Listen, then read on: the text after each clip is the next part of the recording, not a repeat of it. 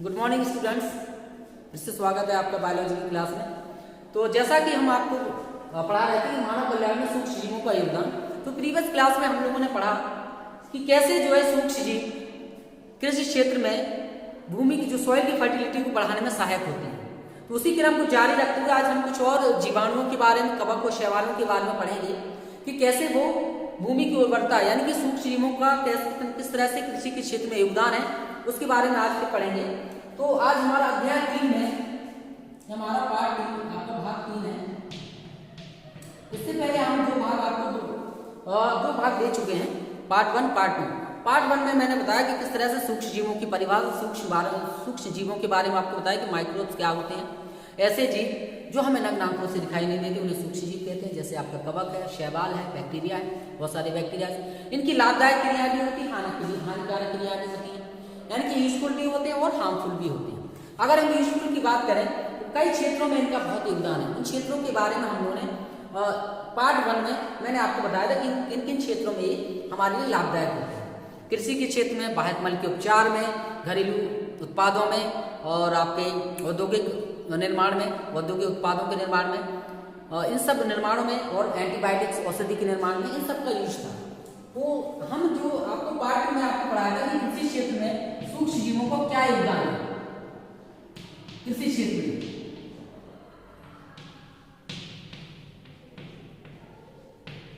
मतलब एग्रीकल्चर के क्षेत्र में इनका क्या योगदान है, किस तरह से कृषि क्षेत्र में हमारे लिए लाभदायक है। तो जैसा कि मैंने आपको बताया कि बहुत सारे ऐसे बैक्टीरिया जो वायुमंडलीय नाइट्रोजन का स्थिरीकरण करके, वायुमंडल की जो नाइट्रोजन है उसका स्थिरीकरण करके, इनके उसका फिक्सेशन करके, उसको फिक्स कर देते हैं, फिक्सेशन करके नाइट्रोजन युग्मों में बदल देते हैं। बच्चों किसमें बदल देते हैं? नाइट्रोजन युग्मों में बदल देते हैं।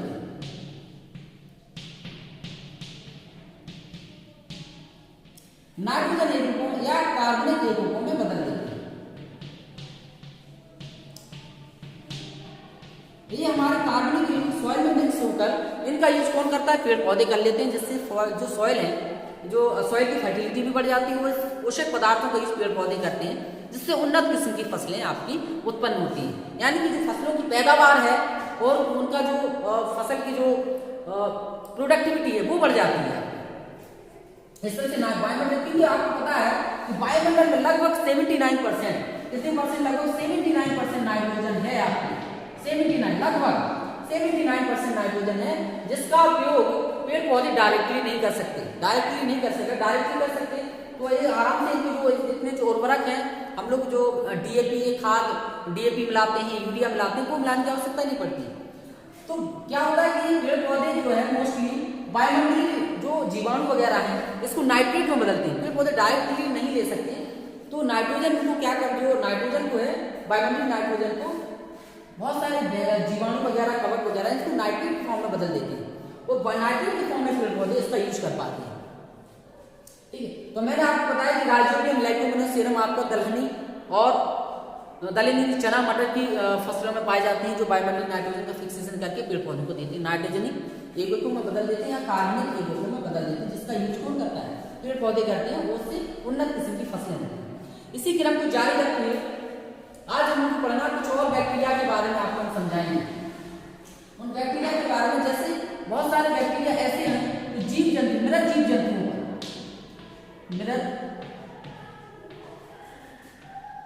मृत जीव जंतुओं पर आक्रमण करके, क्या करके? आक्रमण करके उन पे यानी उस पर क्रिया करके उनको विघटित कर देते हैं। क्या करते हैं? विघटित कर देते हैं।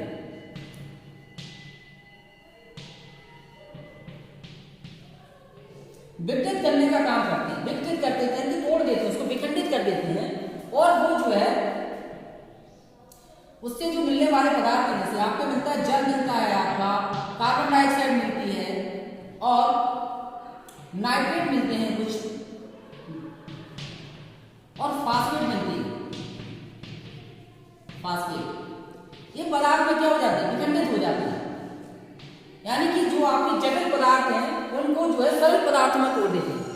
जो मृत जीव जंतु में विखंडित करने के बाद, यानी कि जो कॉम्प्लेक्स मटेरियल उनको तोड़कर साधारण पदार्थों में बदलते हैं, सिंपल मटेरियल में चेंज कर देते हैं। जैसे आपका water, carbon dioxide nitrogen phosphate के फॉर्म में बदल देते हैं, तो ये आपकी मृदा में क्या हो जाती है, मुक्त हो जाती है। आपकी सॉइल है जो उसमें ये आपकी मिल जाती है, मुक्त हो जाती है, जिससे सॉइल की क्या होती है बच्चों, फर्टिलिटी बढ़ जाती है, सॉइल की फर्टिलिटी बढ़ जाती है और उन्नत किस्म की फसलें आपको प्राप्त होंगी। सॉइल से क्या हो जाता है, सॉइल की फर्टिलिटी बढ़ जाएगी, पोषक पदार्थ सॉइल में मिल जाएंगे, आपकी मृदा में मिल जाएंगे, तो आपकी सॉइल की फर्टिलिटी बढ़ जाएगी। तो ऐसे कुछ बैक्टीरिया के आपको नाम एग्जांपल आपको मैं दे रहा हूं, ठीक है बच्चों। आपका बैसिलस है, बैसिलस, ये आपको नाम याद रखना है, इंपॉर्टेंट चीजें ये, बैसिलस वल्गैरिस,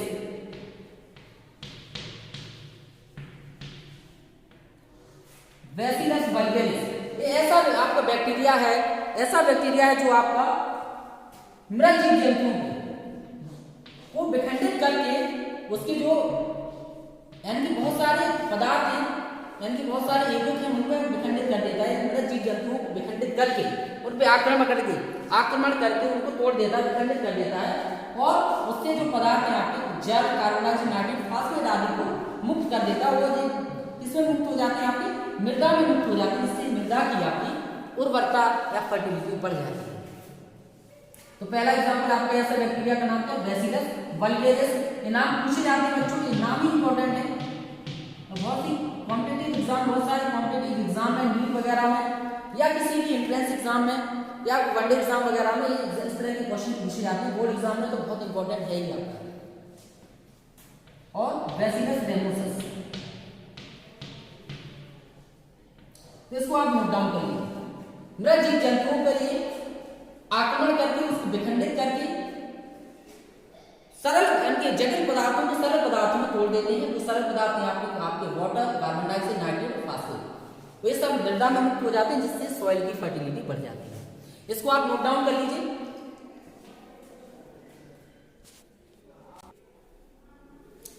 नेक्स्ट आपका जीवाणु के बारे में हो गया हमारा।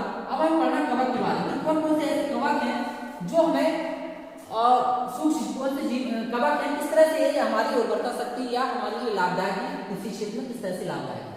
तो आपको बता दें कि कवक जो है, कुछ कवक जो होते हैं पौधों के साथ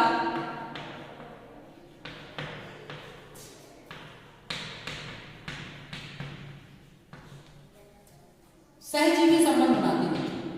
कुछ कवक जो है पौधों के साथ सहजीवी संबंध बनाते हैं। अब सहजीवी संबंध का मतलब क्या है, इसको समझिए।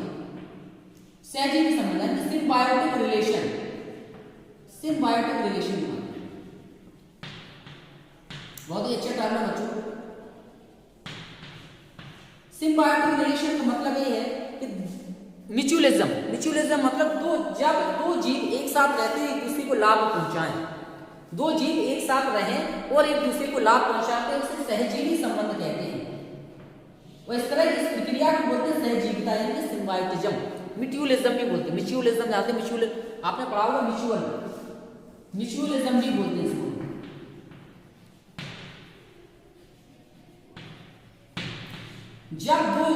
जब आपके दो जीव एक साथ रहते हो और एक दूसरे को वो लाभ पहुंचाएं, एक दूसरे को बराबर लाभ पहुंचाते हैं, तो उसे बोलते हैं सहजीवी संबंध। तो ये आपका कुछ कवक हैं पौधों के साथ सहजीवी संबंध स्थापित करते हैं, बनाते हैं, जिसे बोलते हैं माइक्रोराइजा बनाते हैं। सहजीवी संबंध कौन सा बनाते हैं, बोलते हैं माइक्रोराइजा।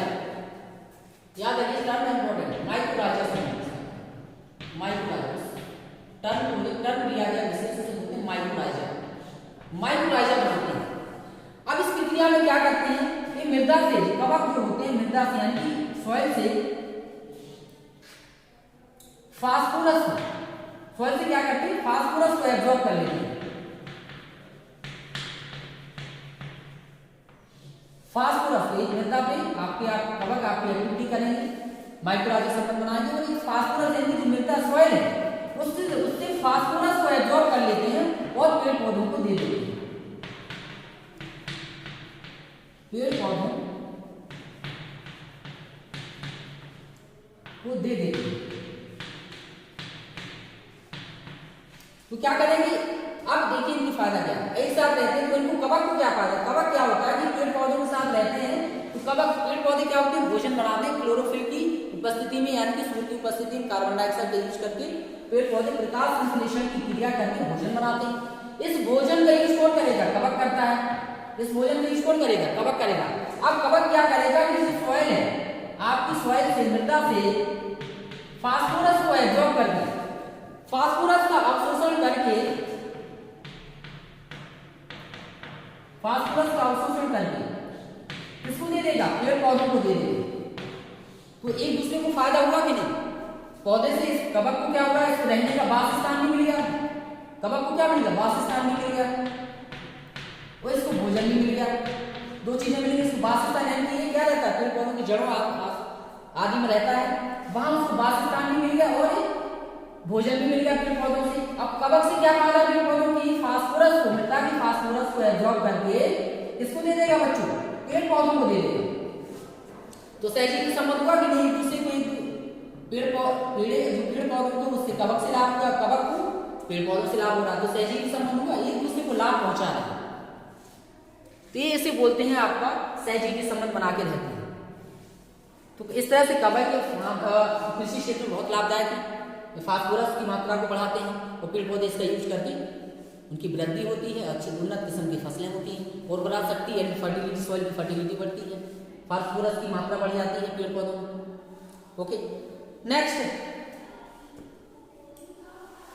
इसको आप लोग नोट डाउन कर लिए।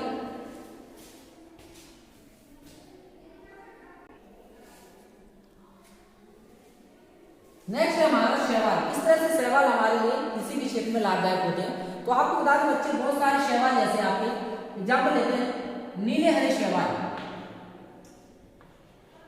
नीले हरे शैवाल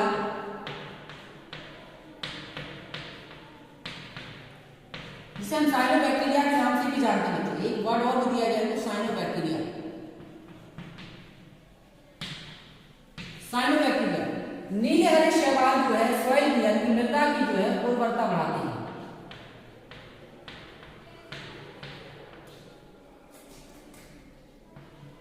नीले हरे शैवाल अपनी एक्टिविटी द्वारा सॉइल में उपस्थिति की वजह से इनकी जो उर्वरता बढ़ती है, इनकी सॉइल की क्या होती है? फर्टिलिटी बढ़ती है। बहुत अधिक मात्रा में यह सॉइल की फर्टिलिटी बढ़ाते हैं। आपको बता दें साइन जो है आपकी धान की खेती में, धान की खेती में साइनोबैक्टीरिया का बहुत इंपॉर्टेंट रोल है। ये साइनोबैक्टीरिया धान की खेती में बहुत ही ज्यादा लाभदायक है। इससे धान की खेती बहुत ही उन्नत खेती होती है साइनोबैक्टीरिया की उपस्थिति की वजह से। तो धान की खेती बहुत ही लाभदायक है। ये सवाल पूछा जाता है कि धान की खेती में किसका कौन जो है ज्यादा सहायक होता है? वो है आपका साइनोबैक्टीरिया। नीले हरे शैवाल बहुत ही लाभदायक है धान की खेती में। नेक्स्ट कॉन्टेक्ट कुछ है मिक्सोफाइसी वर्ग की, मिक्सोफाइसी वर्ग के शैवाल जैसे नॉस्टक, ये नाम याद रखना बहुत इंपॉर्टेंट है बच्चों। नॉस्टक, एनाबीना, ओसिलेटोरिया, ओसिलेटोरिया,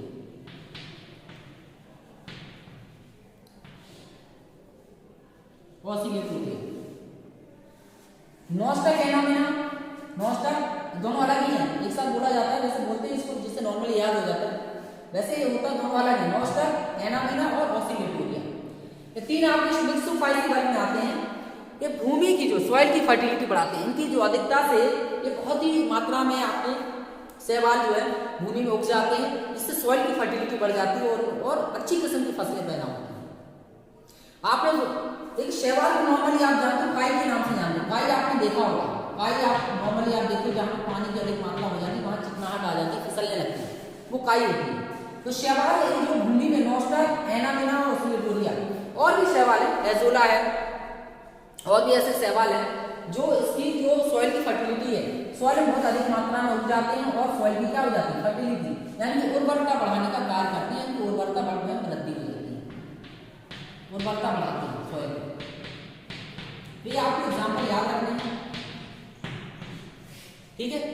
और धान की ये जरूरी इंपॉर्टेंट याद है कि धान की खेती में कौन से जो है शैवाल बहुत सहायक होते हैं?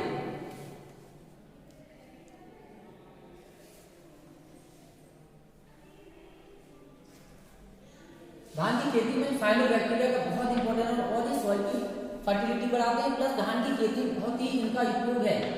वो सभी जो है बायो फर्टिलाइजर की तरह काम करते हैं, आपको जैव उर्वरक की तरह काम करते हैं। जैव उर्वरक,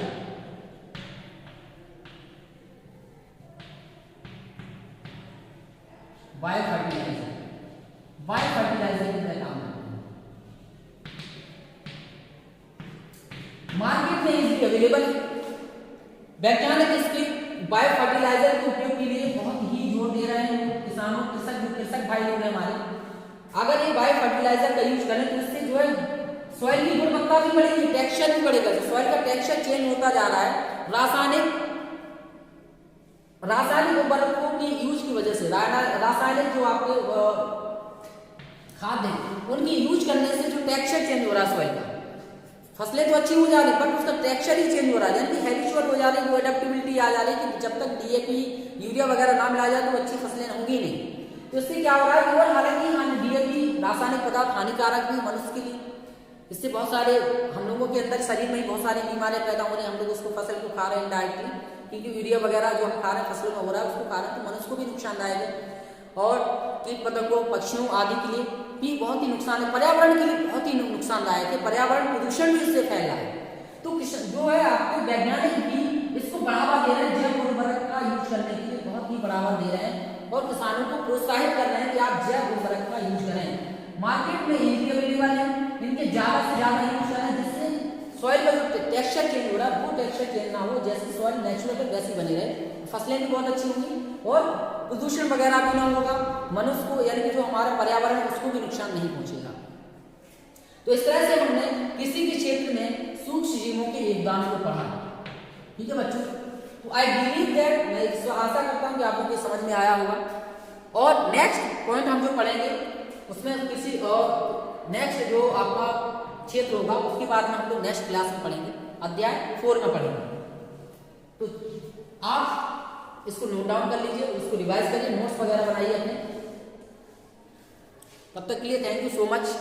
और बोर्ड एग्जाम की दृष्टि से बहुत ही इंपॉर्टेंट है, इस पर आप नोट्स बनाइए और इसको पढ़ते रहिए। इससे आगे आप जो आपका दूसरे क्षेत्र में होगा उसके बाद हम लोग डिस्कशन करेंगे अध्याय 4 में। Okay, thank you so much.